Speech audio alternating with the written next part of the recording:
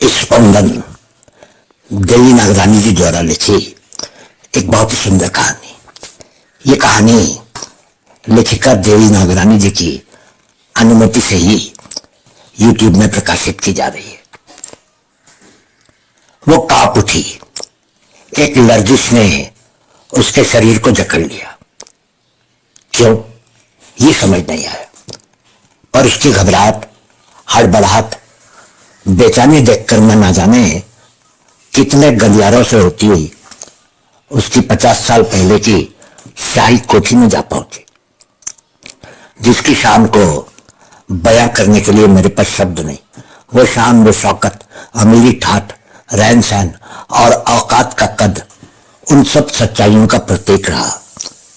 उन दिनों उनकी हवेली नुमा कोठी की ओर लोग उंगलियां उठा उठाकर मंगलदास कृपलानी के पिता कुंदन दास कृपलानी के रुतबे का उदाहरण देते, जिसका प्रतीक थी वो कोठी।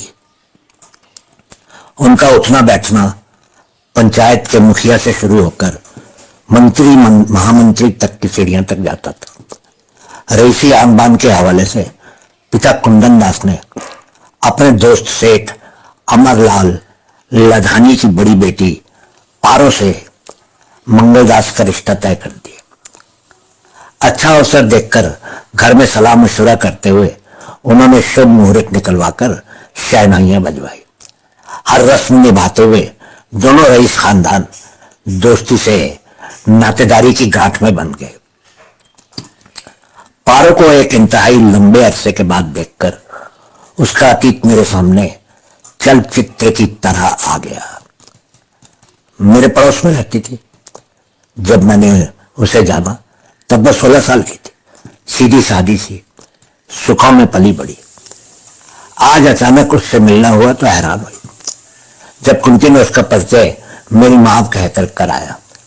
एक पिंजर, हड्डियों का ढांचा, आंखों में उदासी समेटे हुए उसके चेहरे को देखते लगा जैसे जाना पहचाना हो। और जब मैंने कुर्सी से पिता का नाम पूछा तो सारी पहेली हल हो गई। मेरी मां पारो के घर में रहकर कई सालों तक लधानी खानदान की सेवा करती रही। वहां रसोई बनाने का काम करती थी। पारो कभी कभी मुझे पढ़ने में मदद कर दिया करती थी और कभी कभी मैं मां की। आज जिंदगी ने करवट बदली है। कुंती मेरे यहां काम करती है। बड़ी ही नेक लड़की है। मेरे अनुरोध पर उस दिन वह अपनी मां को मुझसे और मुझे उनसे मिलाने में सफल हुई। तब की और अब की पारो में दिन रात का फर्क जाहिर था। तब वह लधानी खानदान की बेटी थी, फिर कृपलानी खानदान की बहू बनी और अब वह फकत अपनी 3 बेटियों की मां है। एक पत्नी होने का परिचय वो बरकरार नहीं रख पाई। ये बातें और समस्त राम कथा मैं कुंती से सुन चुकी हूं। पारो कृपलानी खानदान की बहू तो बनकर गई, पर दान दहेज के साथ अपना दुर्भाग्य भी साथ ले गई। शादी को 8 साल बीत गए, लेकिन वारिस के नाम पर खानदान को एक बेटा न दे पाई। बस 3 बेटियों को जन्म देकर एक गुनाहगार से बन गई। बड़ी बेटी कुंती, मझली मीरा और सबसे छोटी राधा के लालन पालन के साथ वो दिन रात घर गृहस्थी की, पति ससुर और छोटे देवर लक्ष्मण की देखरेख में गुजारती। वक्त पानी के रेले की तरह आगे बढ़ता रहा। कुंती 10 साल की हो गई और अपने परिवार में हो रही गतिविधियों से परिचित होते ही ये जान गई कि उसकी मां मात्र सेवा चाकरी के लिए इस घर की चौखट से बंधी हुई। उसकी कद्र करने वाला कोई न था। पिता तो नाम मात्र को बस बैठे बिठाए पकी हुई रोटियां तोड़ते रहे।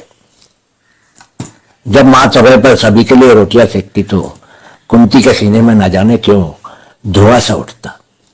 ये कैसी गुलामी की अवस्था है कि सुबह सवेरे उठकर शाम ढले तक मां निरंतर चलती रहती है, खाना पकाती रहती है, परोसती रहती है, बर्तन समेटकर हौदी में रखती है और सब खा पीकर हाथ झटक कर उड़ जाता है। किसी के मन में नाम मात्र का दया भाव नहीं जागता। ये आदमी है पत्थर के देवता। कुंती के बाल मन में ये भाव अंकुरित होकर लहलाने लगे। जैसे जैसे वो बड़ी होती रही वो मां का हाथ बटाने लगी। बहनों को स्कूल भेजने में मदद करती, उनके बाल बनाती, खाने के समय सबके सामने माँ के हाथ से बर्तन लेकर खाना परोसती और भोजन उपरांत बर्तन उठाकर हौदी में रखाती।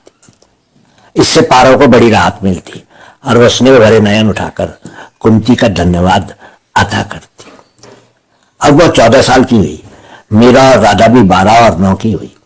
मन में तहखाने में बेइंसाफी की कड़वाहट बारूद बनकर एकत्र होने लगी और अब वक्त आया कि वो बारूद विस्फोटित हो। कुंती जानती थी कि विस्फोट से निकली चिंगारियां बहुत कुछ तहस नहस कर देंगी।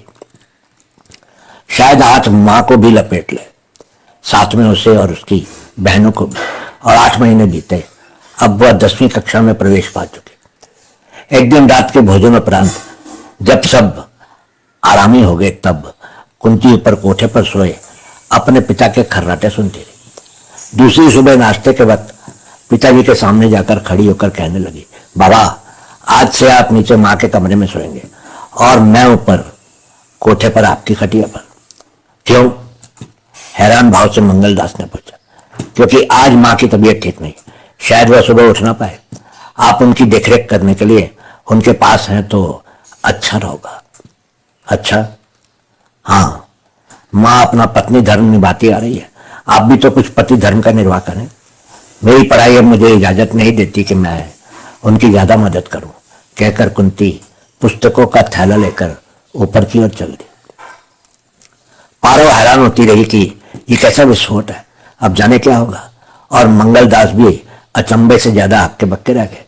उन्हें यह पता न था कि उसकी तीनों बेटियां आज बड़ी और समझदार हो गई हैं। इंसाफ और नाइंसाफी के पलड़ों में माँ और बाप की कार्यनिष्ठा को तौलती रही हैं। कौन सा पलड़ा ऊपर था और कौन सा नीचे, ये नंगे सच की तरह सामने था। वो पिता था विलास और स्वार्थ के आदर्शों पर पला बड़ा। शादी के 16 साल हुए थे। कभी उसने पारो की ओर अपनी चाहत के सिवा नहीं देखा, उसका सुख दुख बांटा नहीं, उसकी जवाबदेही में शामिल हुआ नहीं। आज उसकी नजरें झुक से गई। किसी से तो क्या, अपनी बेटियों से भी आंख मिलाने की हिम्मत न रही। बिना खेले खेल की बाजी हारे हुए खिलाड़ी की तरह वो इंतहाई शर्मसार था। लेकिन गुजरा वक्त लौटने वाला न था और ना ही उसके अंतर्मन में कुछ करने की चाहत थी। पुश्तैनी संपत्ति के बल पर घर की गाड़ी खींची चली जा रही थी। पिता कुंदन दास भी अब प्रौढ़ अवस्था के कारण खटिया पकड़ कर पड़े थे। माँ तो कई साल पहले ही चल बसी थी। शायद इसी कारण पिता ने उसका ब्याह पारो से करवाया ताकि गृह गृहस्थी की गाड़ी पटरी पर आ जाए।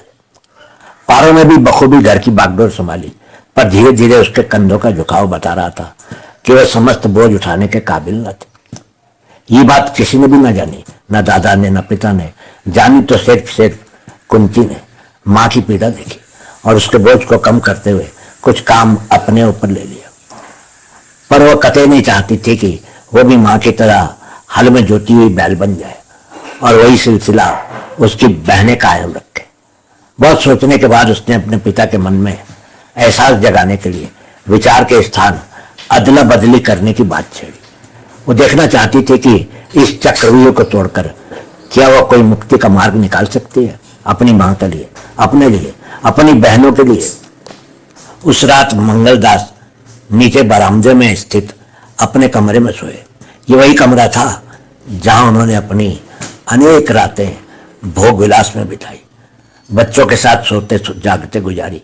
पर आज कुंती ने उसकी आत्मा को झकझोर कर जगा दिया।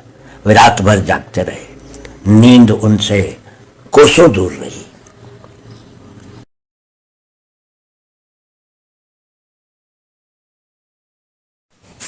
सुबह कुंती के कमरे में पैर धरा तो मां के तपते बदन को बेहोशी की अवस्था में पाया और जिस खाट पर पिता सोए थे वो खाली थी। कहाँ जा सकते हैं? शायद गुसल खाने में हो। वहां भी ना थे। बाहर जाके देखा, घर आंगन का दरवाजा भीतर से खुली हुई साकल से ये जतला रहा था कि उसके पिता बाहर गए। सुबह सुबह बाहर जाने की क्या टुक हो सकती? कुंती सोचती रही। फिर पल में सोचने करवट बदली। क्या वो घर के बाहर गए हैं या फिर माँ की जिंदगी से निकल गए? अगर ऐसा है तो वो अपनी बेटियों को किसके आधार पर छोड़ गए? इसी उहापोह में वह कमरे में आई, एक नजर मां पर डाली और फिर रसोई में जाकर मां और दादा के लिए चाय काढ़ लाई। बहनों को तैयार कर स्कूल भेजा और खुद छुट्टी लेने की ठान कर रसोई में खाने की तैयारी करने लगी, जैसे वो हमेशा मां को करते हुए देखा करती थी। दिन गुजरा, रात आई, अंधेरा और गहरा हुआ, पर जाने वाला न लौटा। इसी तरह दिन, हफ्ते, महीने बीते, उनका न कोई पता न ठिकाना मिला। पिता कहाँ जा सकते थे, कहाँ गए होंगे, कहाँ कहाँ कहाँ, अनेक सवाल मन में उठे और फिर बिना जवाब के ही धराशायी हो। दादा उस दिन के बाद पुत्र मुंह से दुखी व चिंतित रहे और कुछ ही दिनों में अपनी अंतिम सांस लेकर चिर निद्रा में सो गए। कुंती ने चिता को आग दी। विस्फोट की चिंगारियां अब सीने से निकलकर चिता की आग में समा गई। सब कुछ समाप्त हो गया, सारा का सारा अध्याय समाप्त हो गया। बस अब घर में बची थी तो फकत उसकी मां पारो, उसकी बहनें मीरा और राधा। परीक्षा के लिए किए गए परिश्रम के एवज कुंती मेरिट लिस्ट में उत्तीर्ण हुई और नतीजे के तुरंत बाद उसने नौकरी पा ली ताकि परिवार की गाड़ी चलती रहे। एक नया सफर शुरू हुआ। वक्त आगे बढ़ता रहा और उसके साथ हम कदम होकर तीनों बहनें अपने लक्ष्य पाने की ओर आगे बढ़ती रही। वक्त के साथ पारों के बालों में सफेदी आने लगी, शरीर दुर्बल होने लगा। कुछ न करने की चाह ने उसे घेर लिया, मगर कुंती उसका सहारा बन गई। घर का काम संभालती, बच्चों को प्रोत्साहित करती, उनके संकल्पों में हौसला फूंकती। इस तरह 10 साल और बीत गए। मीरा का कॉलेज के साथी के साथ विवाह करवा दिया। राधा भी ग्रेजुएट होकर नौकरी करने लगी। घर में किसी बात की कमी न थी, सब कुछ था। जिंदगी पहले से बेहतर होगी, सिर्फ पिता न थे। ये बात कभी कभी पारों की बातों से जाहिर होती। क्या तुम्हारे पिता का कुछ पता चला? साल गुजरे हैं, जाने का है, किस हाल में है भी कि नहीं? वो इस तरह बड़बड़ाती रहती, कभी धीमे से, कभी सवाली आंखें उठाकर कुंती की ओर देखते हुए। मां फिर किन यादों में खो जाती हो? भूल जाओ उसे। जब वो था तब भी नहीं था, अब नहीं है तो नहीं है, फिर भी वो तुम्हारा बाप है बेटा, कहते हुए पारो जैसे शब्दों को निगल लेती।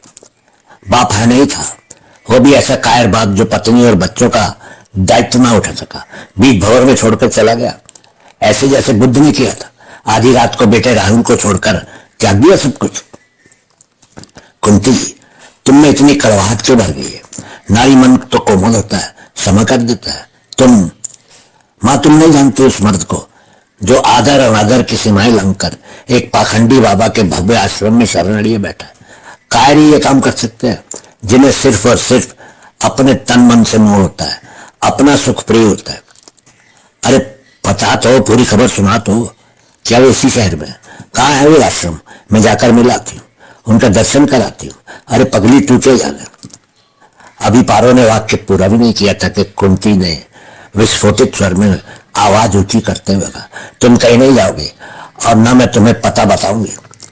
ऐसे कायर इंसानों को तो ऐसा ही हाल होता है जैसे कल उस आश्रम में छापा पड़ने से हुआ। कितनी शर्म की बात है कि उस बाबा के साथ मेरे बाबा भी थे। कई साधकों और साध्वियों के साथ अखबार की सुर्खियों में तस्वीर छपी है। अब ये बात आग की तरफ फैल रही है कि ये बाबा लोग शराफत का चोला पहनकर खोटे और घिनौने काम करते आ रहे हैं। आश्रम के नाम पर एक धंधे का अड्डा बना रखा है और तुम हो जो एक श्रद्धालु की तरह उनके दर्शन के लिए तत्पर हो रही। कहते कुंती ने वो ताजा अखबार अपनी मां के सामने पटक दी। क्या वे जेल भेज दिए गए हैं या उन पर कोई कार्रवाई हो रही है? मुझे बताओ कुंती, वे किस हाल में है? जरा पता तो लगाओ बेटी, आखिर वो तेरे पिता है। पारो फिर वही अनुनय विनय करती रही। पिता है ये मत बताओ, बचपन से उनके तौर तरीके देखते देखते ही बड़ी हुई, और अब ये कांड जिसमें वे भी शामिल है, वो उनके चरित्र का आईना। कोयले की खान में और पैर रखेंगे तो कालिक तो लगेगी। अपना जीवन तो तबाह कर लिया, हमारे जीवन पर भी ग्रहण लगा गए।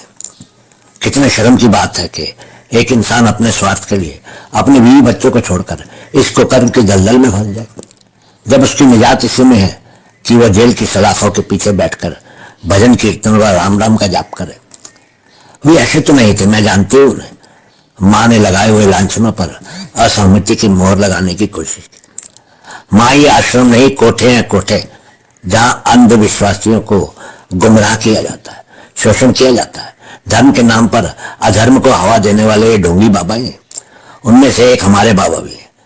ये मैंने ही अखबार में छपी तस्वीरें चेक चेक कर करी।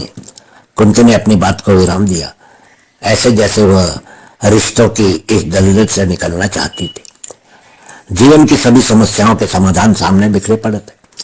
उसका अपना जीवन भी वह समेट पाने में नाकामयाब ही जा रही थी। माँ को तन्हा छोड़कर वो अपना संसार नहीं बसा सकती। ये कठिन व कठोर निर्णय उसे लेना ही था, और अब ये नई खबर उसे जड़ों से उखाड़ने पर आमादा हुई। माँ को आश्वासन देना और खुद को नियंत्रण में रखना उसके लिए चुनौती बन गया। बस एक निर्णय उसने ले लिया, उस शहर को छोड़कर कहीं दूर किसी और नगर में जा बसना। उसने अपना पूरा जोर लगाकर माँ को मना लिया। पारो मान गई। जानती थी पति तो उसे छोड़कर ही गया, वो बेटी को नहीं छोड़ पाई। कुकर्मों की दुनिया से कई शर्मनाक राज बेपर्दा हुए, जो अखबार से लेकर टीवी तक आम दिखाई दिए जाने लगे। कुंती की गैर हाजिरी में पारो उस समाचार को सुनती, कभी साधु बाबाओं के कार्यों का खुलासा होते हुए देखती, कभी लांछन लगाने वाले गवाह बन जाते ये खबर सुनती। आखिर समय आया जब न्यायाधीश ने दिलेरी के साथ कांड में शामिल गुरु चेलों को 10 साल की सजा सुनाई। खबर कुंती ने भी ऑफिस में सुनी। शाम को घर पहुंचते ही जैसे उसने टीवी शुरू की तो सामने मंजर को देखकर परेशान हो गई। पर्दे पर पिता के हाथों में हथकड़ियां देखी, पलंग पर बैठी माँ को कपकपी के दौर में ग्रस्त देखा, जो बेखुदी के गुमसुम आलम में पलंग के सिनारे सर रखकर लेटी रही, मगर आंखें टीवी को घूरती रही। वो क्या सोच रही थी ये जानना मुश्किल था। सजा के ऐलान के साथ ही कोर्ट भी खारिज हुई। पुलिस के घेरे में घिरे दोषी बाबा व उनके 10 साथी भी काल कोठरी की ओर बढ़ रहे थे। साथ में उसके बाबा भी अपना सिर झुकाए आगे बढ़ रहे थे। अब क्या होगा हे राम, पारो ने अपने माथे पर लगी बिंदिया पर हाथ फिराते हुए कहा। कुंती ने मौन प्रतिक्रिया के इशारे से तुम आंखें बंद करके सो जाओ मां कहते हुए टीवी बंद कर दी। जो 2.5 महीने उपरांत समाचार मिला के आश्रम में रहने वाले मंगल बाबा नाम के चहेते चेले ने सलाखों के पीछे दम तोड़ दिया। नातेदार आकर उनकी देह को प्रमाणित कार्रवाई के साथ दाह संस्कार के लिए ले जा सकते। पारो ने पहल करनी चाहिए, पर कुंती टस से मस न हुई। मंगलदास के छोटे भाई लक्ष्मण ने ही वही कार्य संपन्न किया। भाभी को मां का दर्जा देते हुए आग्रह किया कि वो 12 दिन वाली आखिरी रस्म पर पधारे। पुराने संस्कारों की जीत हुई। पारो को साथ लेकर कुंती ट्रेन से आई और मर्यादा अनुसार श्रद्धांजलि की रस्म संपन्न होते ही मां को साथ लेकर रात की गाड़ी से अपने नगर के लिए रवाना हुई। जिंदगी वक्त की राह में आगे बढ़ने लगी। क्या जल का प्रवाह कभी ढलान से पीछे की ओर मुड़ा है? जीवन भी तो एक यात्रा है, लंबी यात्रा, इस छोर से उस छोर तक, जिसमें पल्लवित होकर अनेक जज्बात, एहसास, प्यार, नफरत, बेगानगी व अपनायत के सभी गुण दोष। फिर धीरे धीरे सब कुछ बदल जाता है। बाहरों से खिजाओं तक का सफर करते हुए इंसान भी निर्जीव सा हो जाता है, जमीन पर पड़े सूखे चरमराए पत्ते की तरह। ये भी पारो की जीवन यात्रा का एक दौर है, एक पड़ाव है। दिल में दबी यादों के अंबार तहखानों के झरोकों से कुछ पलों के लिए हवा के झोंकों की तरह लहराने लगते हैं और फिर अपने ही बनाए कफस में सिमट जाते हैं। आज इतने सालों बाद मैं उसकी घबराहट, हड़बड़ाहट, बेचैनी और बेबसी को उस कंपन में देख रही संग निभाने वाली सुकन्या कुंती को देखती हूं तो एक मर्म भेदी स्पंदन मुझे भी छू जाता है। पारो की आंखें बार बार घूम फिरकर टीवी की स्क्रीन पर यूं जम जाती हैं जैसे अभी भी उसके बच्चों के पिता मंगलदास जी दरवाजा खटखटाए बिना घर में प्रवेश करेंगे और वह अब शून्यता उसके दिनचर्या में शामिल हो रही है और वो शून्यता में है। बहुत बहुत शुक्रिया।